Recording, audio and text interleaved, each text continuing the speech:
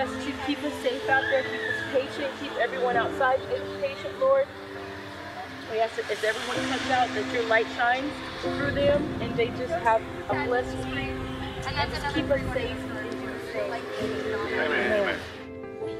Yeah, I think it's clear at this church that we have way too few people serving.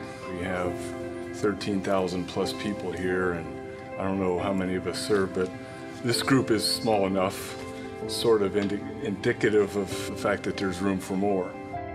We're directing traffic out there, and there's not enough of us there. Our stress level is up. But if we don't have enough people, then what you see out there is a line of people waiting to get in who do decide to just go back home. We don't want you to go home. We want you to come. Because we have ratios in our classroom, we have to turn people away, and we have. At one point, we were turning away up to 200 kids a Sunday.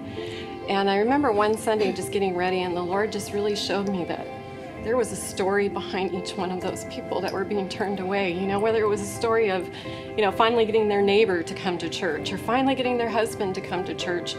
And it just breaks our heart when we have to say, I'm sorry, we can't take your child because we don't have enough people.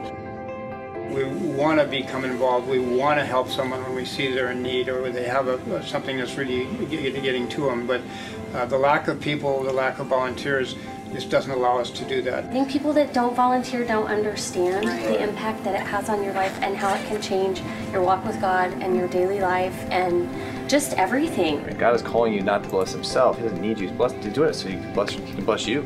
In such a big church, it's almost critical. I mean, being in a ministry, that's where you really develop that feel of family, is in small groups and in ministries like this.